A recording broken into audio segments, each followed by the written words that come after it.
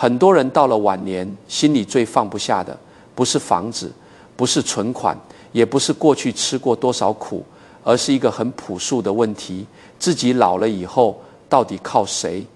有些人觉得答案很简单，只要有儿子，晚年就稳了。有人端茶倒水，有人养老送终，有人替自己撑起最后一段路。可我见过太多家庭，最后才发现事情根本不是这样。有儿子不等于晚年安稳，没儿子也不等于晚年孤单。真正决定一个人晚年过得好不好，从来不是孩子的性别，而是你有没有提前把自己的生活结构搭好。健康、钱、关系、心态，这4样东西才是晚年真正的根。很多人问错了问题，他们以为晚年的关键是有没有儿子，可实际上更重要的问题应该是你有没有一个能让自己有尊严老去的系统。这个系统不靠运气，不靠别人一句承诺，而是靠你年轻时一点一点建立起来。有一个问题，在很多家庭里被问了几十年，甚至几代人都在问，那就是这辈子有没有儿子？这个问题之所以根深蒂固，不是因为它一定正确，而是因为它背后藏着一种很深的恐惧。人老了，身体会慢慢变弱，动作会慢下来，反应会迟钝，很多曾经轻而易举的事情都会变得吃力。这时候心里最容易冒出来的念头就是，如果有一天我倒下了，谁来扶我？这个问题是真实的，这种担心也是真实的。但问题在于，很多人把儿子当成了唯一的答案，好像只要生了儿子，晚年就自然有了保障，没有儿子，日子就会变得不完整。可现实并不是这样。我见过有3个儿子的老人，临终前却没有一个人真正静下来陪他。我也见过只有1个女儿的老人，最后几个月被照顾得很细致，连吃药、洗漱、吃饭都有人一件件照应好。外人看起来前者更有依靠，后者似乎单薄，可真正到了最后，结果并不按传统想象走。儿子不是保险单，它不是你只要拥有就一定会自动兑付的东西。儿子会长大，会成家，会有自己的压力，会有自己的生活节奏。你如果把自己的后半生压在一个你无法完全控制的人身上，那本身就是一种很高风险的选择。晚年真正重要的不是你有没有儿子，而是你自己有没有准备好。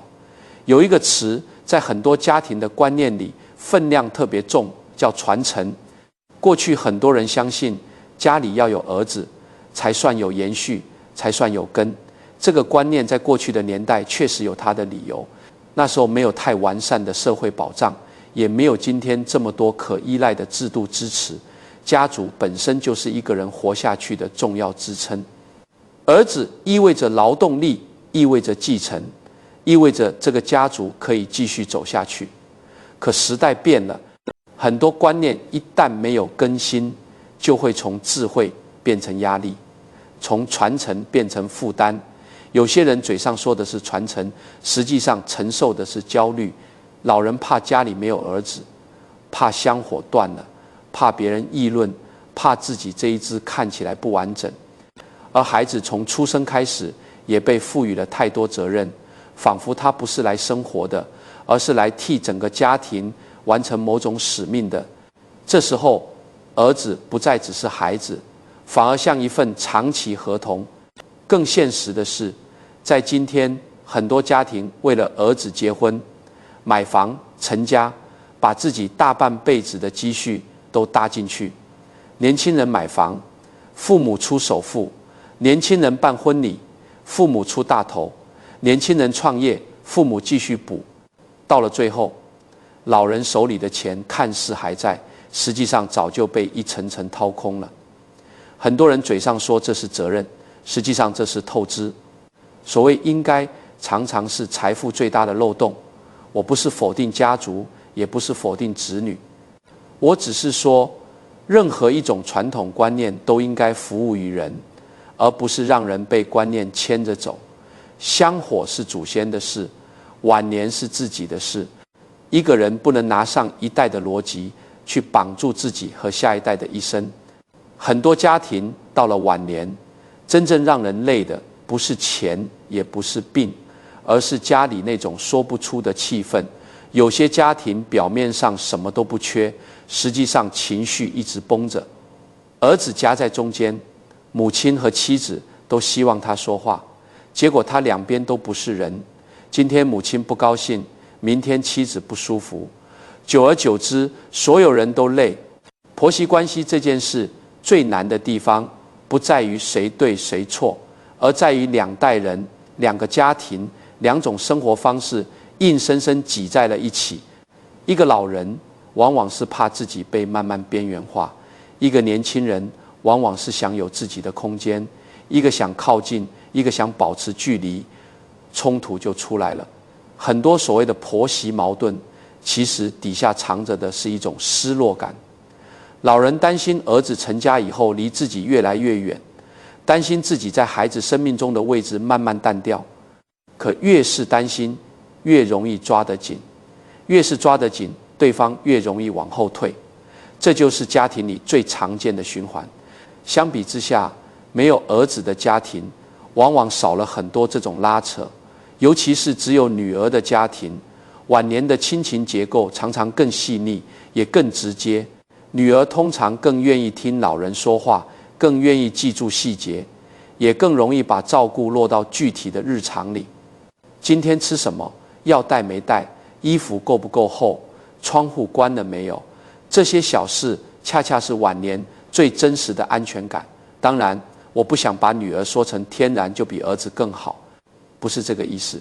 真正决定照料质量的不是性别，而是关系的密度。谁更懂老人，谁更有耐心，谁更愿意投入情感，谁就更可能成为最后真正陪在身边的人。照料不是性别的胜负，是关系的结果。很多时候，晚年最好的亲情不是轰轰烈烈，而是安安静静。一个人愿意陪你坐着，听你慢慢说完一句话，这就已经很珍贵了。事钱去哪了？人到晚年最怕的不是没钱，而是钱还在，心已经不稳了。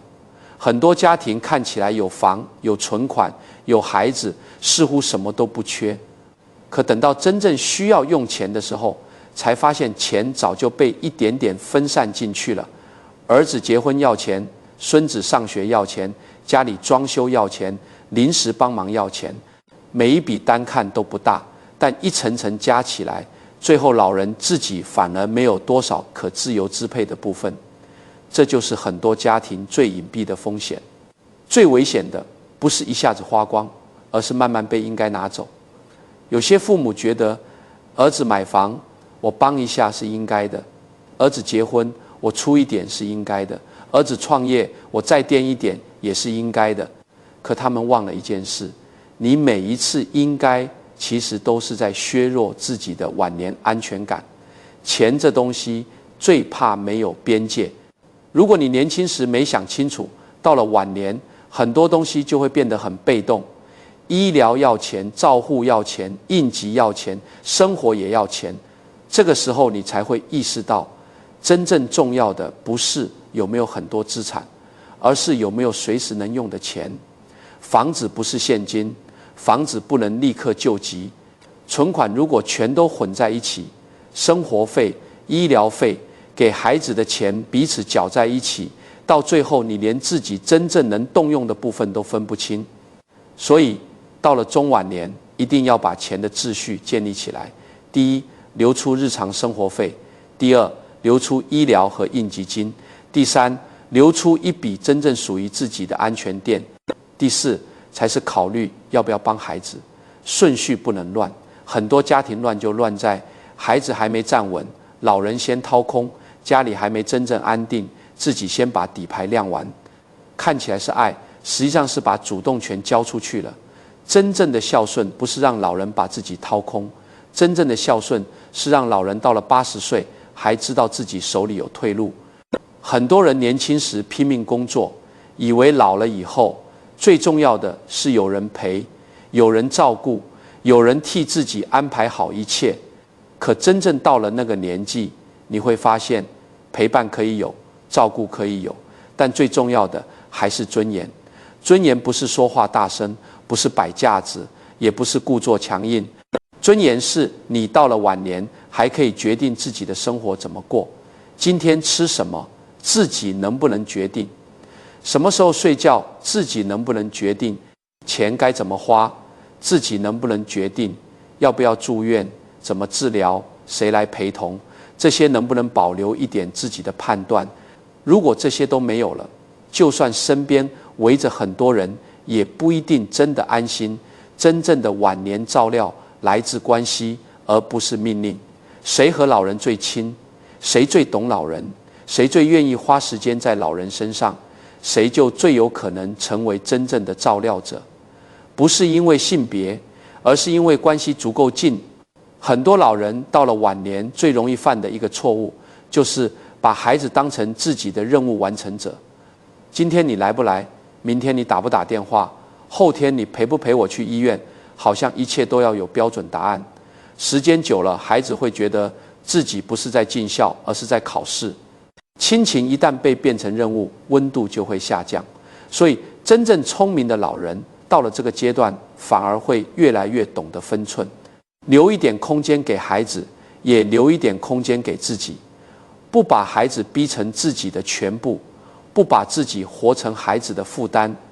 一个人最晚学会的课题，是不把自己活成别人的压力。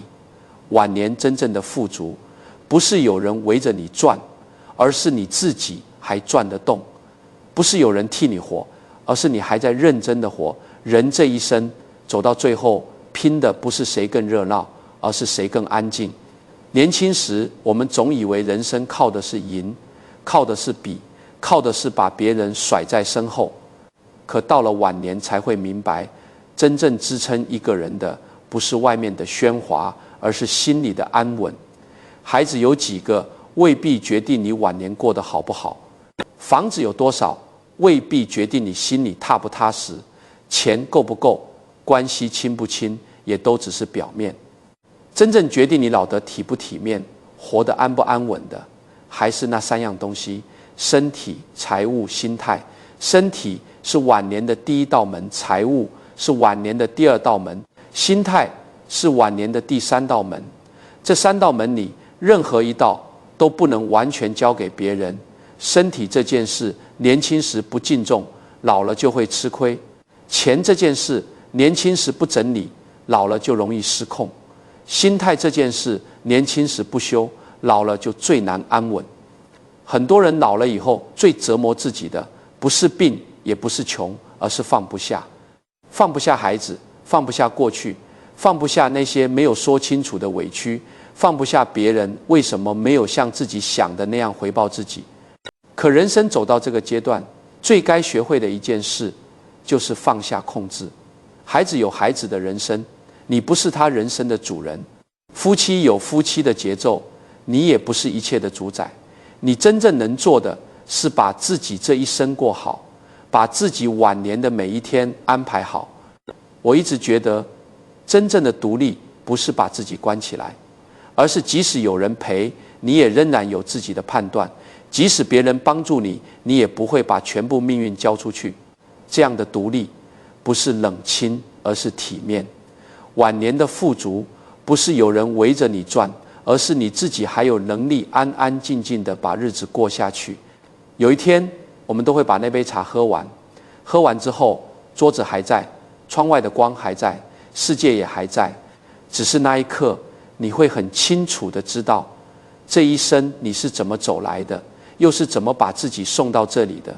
人到最后，最怕的不是没人送，最怕的是自己这一生连坐下来把茶喝完的资格都没有。